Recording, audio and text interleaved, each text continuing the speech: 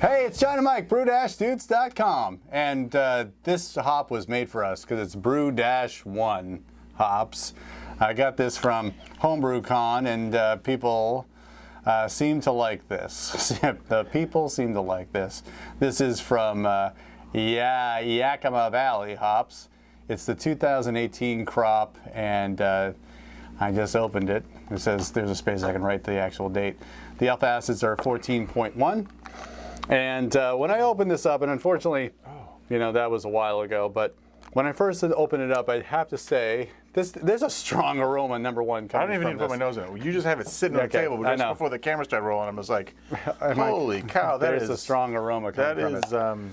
Would you classify the strong aroma as pleasant? Yeah, I think so. It was. At first, it was not, with my nose in there, it's much more pleasant, but there's two different levels of aroma. The 2-foot aroma was not good. A little gym sake? Yeah, or something. So I'll tell you that it's different now, but when I first opened it, there was a strong candied pineapple aroma coming from the can. I'm going to put this over here because that's throwing off everything. So this is a typical SMaSH beer, 1 gallon batch. That's what goes into the actual fermenter. So I take 2 pounds of Pilsner malt and 1 ounces of hops. In this case, it's going to be the Bru-1. Bru-1. Yes, hops. And for this one, I knew that I wanted to get a lot more of the aroma and flavor into it. So just a smidge at the beginning of the boil, 6-minute boil. And then from there, we had at flame out probably 5/8 of an ounce, and then I left 1/4 of an ounce for dry hopping. And so that's what we have here. And I know what I'm getting off of it, but of course I always like putting Mike to the test so that he can smell it, he can taste it, talk about what he's perceiving, and then we can look at what. And then we can tell him how he's wrong. And that's my favorite part. That's everyone's favorite part. All right. So, what is your take? Your hot take? I definitely, on the aroma, I was definitely getting some berry. Yeah. But not like super strong berry. And the more I think about it, what I really one of the aromas I really get is more of like a lychee. Right, which has got that sort of a berry type of aroma, but it's unique. Yeah. Right, it's a little bit different. It's like or almost maybe like a underripe, like white peach. Like that's the type of fruit that I'm getting on there. And the aroma is a little bit more.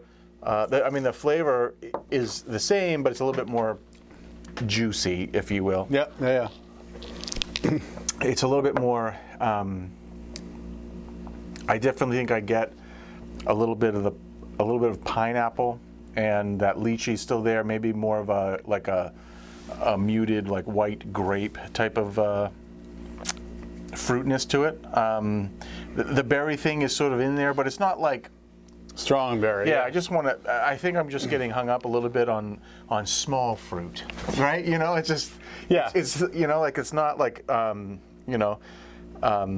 if you've ever like eaten a blueberry without the skin on it, like that's right. No, with you. You know, yeah. It doesn't have the punch of the berries, but there's like just a general thing. Yep. The bitterness is pretty mild. It's not lingering. But talk about the bitterness, because I think that's the note that I'm getting as well. There's a tanginess to it, really, sort of almost maybe like a lime leaf thing. Yep. The bitterness it's very fleeting. It's clean. Yeah. It doesn't really, like I said, I think I already said, it doesn't linger. So it's a crisp bitterness. Yeah. I like the way it presents itself. Okay. How would you describe the bitterness? Like the aftertaste? I'm getting like the aftertaste? Yeah, I mean, specifically a taste to it? Yeah, yeah. Okay. We're digging here. Hold on. There's definitely a very unique flavor on the back of my palate. Yeah, and I don't think you need to like get too technical with it. I can't really put a word on it, but I definitely know it's something unique on the back end after you swallow it. Yeah. Okay. I'm ready. Are you ready? I'm ready. Take your I can't put a word on it. No, You're going to give me the word, and I'm going to be like, it's no, there really isn't it. I think that passion fruit. So coming from the website, so this is from is that Haas? Yes, like the avocado. Yes, John Haas. So aroma described as pineapple, tropical fruit, and spicy, and also flavored. So this is my take on it. I got like a very delicate berry, but like strawberry, but not with like a defined strawberry thing. Yeah. In like the front of the flavor. Yeah. And then just like a nice spice note in the aftertaste. That's what I was getting, like almost a nobly spicy note in the aftertaste. That's what I got out of this beer. And that's, I mean, it kind of like it aligns. I didn't get a lot of pineapple. I mean, I'd really have to stretch to get there. Like, but there's a tang, like to me, you said tangy, yeah. so like pineapple, I can see that. If you eat like super ripe, fresh pineapple, that is a very unique flavor. Like it's almost, it's like a transcendent thing. Like when you eat super fresh pineapple, if you're in a tropical island, but when you have candied pineapple, dried pineapple, that's a different it's thing. A very different pineapple flavor. And I think for me, if you even then take the sweetness out of candied pineapple, that's what you're left with. Ah, okay. Right? There's like a pineapple essence. I'm trying to break break that that really outright, And you said pineapple when you open the can, and maybe that poisoned my brain a little bit, but that is what I get there. Yeah. I just wanted to report the facts, sir. Something that's interesting to me about this one is how clear it is. Yeah. Versus some of the other ones that have come back fairly cloudy. Yeah. And we live in an age where all these hazy what a beers, time to be alive. And the haziness is related to hop chemistry. It's related to yeast interaction. These hops, I need to go do a retrospective meta-analysis on everything we've done and figure out, like, there's a lot of videos you're gonna watch. There's a lot of videos. Oh my God! If someone could do that for me, it would be great. That's what the crew is supposed to be doing. That guy. Yeah. You haven't done a lot this year, jerk. He's like, me? You're not gonna get a holiday present. That's But the for fact sure. that this is really pretty clear, Yeah. compared to some of the other ones, I just wonder how the hop chemistry is playing into that. So, just a side note. Very nice. Yeah, I don't know, man. Like I brew them the same way. I try to stay as uniform as I can with the process, and it just turns out the way it is. Sometimes I'll shake the keg, and that will oxidize, and like people will call that, you oxidized that beer, but I've tried not to do that. It's not your fault that sometimes you use oatmeal instead of Pilsner malt. It's not your fault, really. No. What an absent-minded professor, dude. I lost my train of thought. Good, but anyway, because you're I like absent-minded this. professor. I am totally absent-minded. Cool. Tomorrow I have no recollection. All right, so that's Brew-1. We think that this particular hop brings. Oh, you remembered. Go ahead. What would you do with this hop? Okay, so Wait, how do you think this hop fits? Usually you ask me that question, but I got it in. You got me. You got me. I don't know. I'm right now. Interesting standalone hop? It's an interesting standalone hop. That's for sure. It's like I wouldn't pull 5 gallons of it. It's like it's close to that all orchard, like the whole orchard thing. Because I do like that.